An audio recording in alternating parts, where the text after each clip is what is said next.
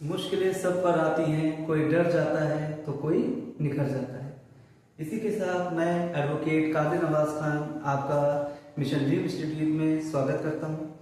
और ये आपका आज पहला बैच है जो 5 अप्रैल से स्टार्ट हो चुका है, टीईटी का बैच। और इसमें आज हम लोग इसकी पहली क्लास मनोविज्ञान साइकोलॉजी की स्टार्ट करेंगे।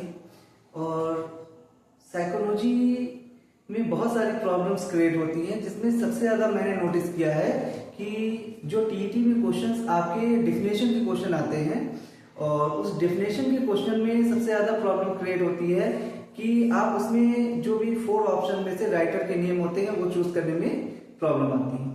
तो इसी चीज़ को हम दूर करने के लिए आज साइकोलॉजी में कुछ आपको इजी ट्रिक्स देंगे, जिससे कि आप डिफिनेशन को आसानी से वहां पर गेस कर सकें और उनको लर्न कर सकें। चलिए शुरुआत करते हैं।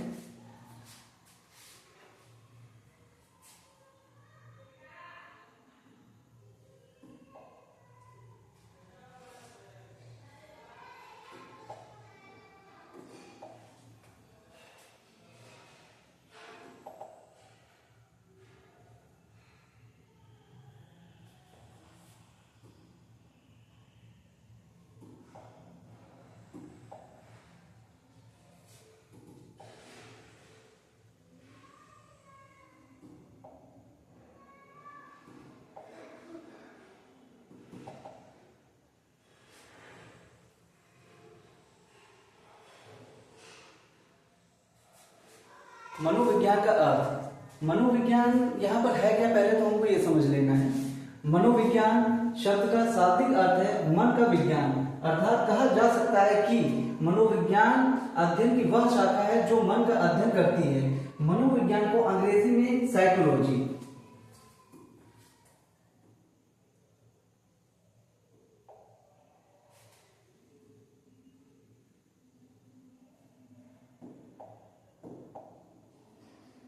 साइकोलॉजी मनोविज्ञान को अंग्रेजी में साइकोलॉजी कहते हैं। साइकोलॉजी शब्द की उत्पत्ति यूनानी भाषा, कहां से हुई है? उत्पत्ति इसकी यूनानी भाषा से हुई है, जो के 2 शब्द साइको प्लस लोगस से मिलकर हुई है। साइको शब्द का अर्थ है आत्मा, सोल, तथा लोगस शब्द का अर्थ है अध्ययन, स्टडी। अतः अंग्रेजी शब्द साइकोलॉजी का शाब्दिक अर्थ है आत्मा का अध्ययन। इस प्रकार प्रारंभ में मनोविज्ञान की परिभाषा में आत्मा, सोल को परिभाषित किया गया है। इसमें भी आपके ये कुछ पॉइंट्स हैं जो कि एमसीक्यू में आपसे पूछे जाते हैं, जैसे कि साइकोलॉजी मनोविज्ञान को कहा जाता है, इसकी उत्पत्ति यूनानी भाषा से हुई है, और 2 शब्द साइकी तथा लोगस से मिलकर हुई है। साइकी शब्द का अर्थ है आत्मा, सोल, तथा लोगस शब्द का अर्थ है अध्ययन, स्टडी, तथा अंग्रेजी शब्द साइकोलॉजी का शाब्दिक अर्थ होता है आत्मा का अध्ययन। और मनोविज्ञान की परिभाषा में आत्मा को परिभाषित किया गया है।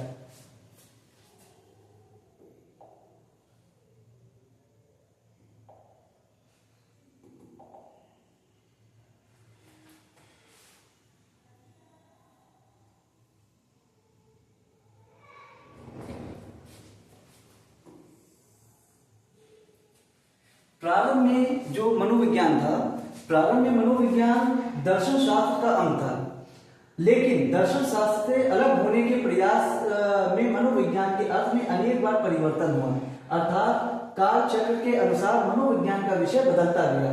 अंततः मनोविज्ञान का विषय व्यवहार का अध्ययन बना। यहाँ पर इसको देखा जाए तो इसको 4 भागों में विभाजित भी किया गया। इसके 4 काल है, जिसमें से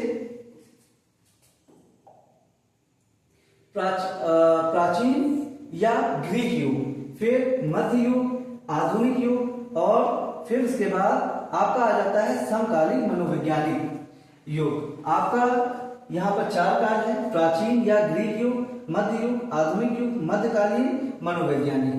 आप यहाँ पर आप सोच रहे होंगे कि जो भी हमारी डिफिनेशंस होती हैं उनको हम कैसे लर्न करेंगे, उनको भी मैं बता रहा हूँ, बस थोड़ा सा पेशेंस रखिए इसके लिए। जैसे कि यहाँ पर प्राचीन या ग्रीक युग दिया गया है, इसके विचारक हमारे कौन हुए? प्लेटो और अरस्तु। और इनका मत क्या था? इनका मत था कि मनोविज्ञान का विषय आत्मा माना है। इन्होंने मनोविज्ञान का विषय क्या माना है? आत्मा माना है। फिर इसी के साथ जब हम लोग आगे बढ़ेंगे,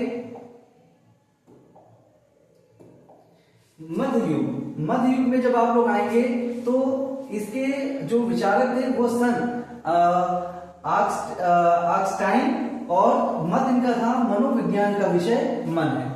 फिर इसी तरह से आधुनिक युग में आएंगे, इनके विचारक थे विलियम जेम्स, विलियम वुड और जेम्स क्लीव, जिसमें से जो आप देखेंगे तो इनका जो मत था मनोविज्ञान का विषय चेतना माना है। इन्होंने क्या माना है?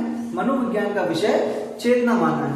फिर इसी के साथ हम लोग आगे बढ़ेंगे और यहाँ पर समकालीन मनोविज्ञान में जब आएंगे तो B.F. Skinner, Ivan P Pavlov, फिर उसके बाद वुडवर्थ और वॉटसन, इन्होंने मनोविज्ञान का विषय व्यवहार का विज्ञान माना है।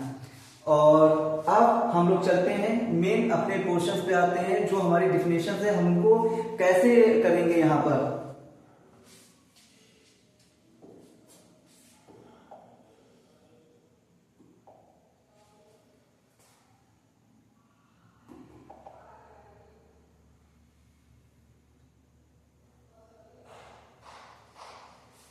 जैसे कि यहां पर आप देख सकते हैं, व्यवहारवाद मनोवैज्ञानिक वुडवर्थ के शब्दों में, किसके अनुसार? व्यवहारवाद मनोवैज्ञानिक वुडवर्थ के शब्दों में, मनोविज्ञान वातावरण के संपर्क में होने वाले मानव व्यवहारों का विज्ञान है। इसीलिए इनको क्या बोला गया है? व्यवहारवादी मनोविज्ञान, व्यवहारवादी मनोवैज्ञानिक वुडवर्थ। अब वुडवर्थ ने क्या बोला? मनोविज्ञान वातावरण के संपर्क में होने वाले मानव व्यवहारों का विज्ञान है। फिर B.F. स्किनर के शब्दों में मनोविज्ञान शिक्षा का आधारभूत विज्ञान है। मनोविज्ञान शिक्षा का आधारभूत विज्ञान है। फिर स्किनर के शब्दों में इन्होंने मनोविज्ञान मानव व्यवहार और अनुभव का अध्ययन है। इन्होंने भी यहां पर बताया मानव व्यवहार और अनुभव का अध्ययन है। गैरिसन के अनुसार मनोविज्ञान का संबंध प्रत्यक्ष मानव व्यवहार से है। मनोविज्ञान का संबंध प्रत्यक्ष मानव व्यवहार से है। मैकडूगल के शब्दों में मनोविज्ञान आचरण एवं व्यवहार का यथार्थ विज्ञान है। अब यहां पर आपकी कुछ डिफिनेशंस दी गई थी। अब हम लोग क्या करते हैं, इसके साथ ही साथ यहां पर इसके कुछ एमसीक्यूज हैं, उनको भी करते चलेंगे।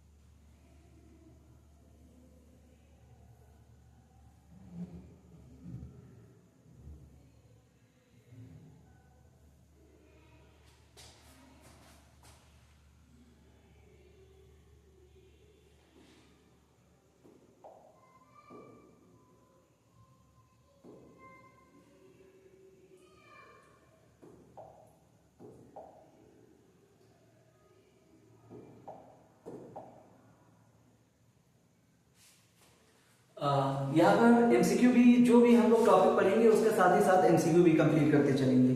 जैसे यहाँ पे इन्होंने बताया शिक्षा वह है जो मुक्ति दिलाए, मत किसका है? ये मत किसने दिया है? तो हम जानते हैं यहाँ पर ये मत किसका है? ये मत है यहाँ पर शंकराचार्य जी का। ठीक है। फिर उपनिषद का विषय है। उपनिषद का विषय यहाँ पर क्या है? आप जान सकते हैं, बी है दर्शन। फिर दर्शन का विषय है यहाँ पर आपका, इसका ऑप्शन कौन सा सही है? आत्मा, जीव, जगत या सभी? तो यहाँ पर ये सभी होगा। फिर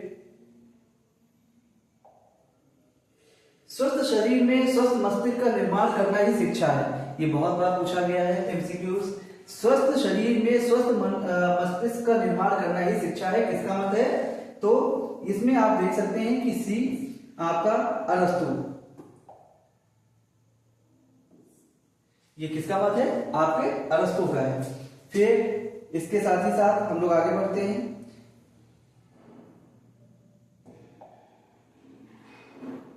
मनोविज्ञान आचरण एवं व्यवहार का यथार्थ विज्ञान है। ये किसके डिफिनेशन है? ये यहां पर मैकडूगल की डिफिनेशन है। फिर आगे आते हैं हम लोग। मनोविज्ञान में व्यवहार का अध्ययन किया जाता है। अब व्यवहार का अध्ययन ये किसमें आएगा? डी। कौन है इसका? किसने परिभाषित किया? वॉटसन ने। तो इसी तरह आप रोज न्यू टॉपिक से टीटी में आपको नए नए टॉपिक्स आपको मिलते रहेंगे, और उन नए टॉपिक्स के साथ ही साथ हम लोग कुछ उनके जो एमसीक्यूज होंगे उनको भी सॉल्व आउट करेंगे जो प्रीवियस ईयर्स में आपके आ चुके हैं। तो इसी के साथ मैं आपसे विदा लेता हूं, और अगर आप ऐसे ही अच्छे अच्छे जो भी टॉपिक्स हैं उनको पढ़ना चाहते हैं तो आप हमसे जुड़ने के लिए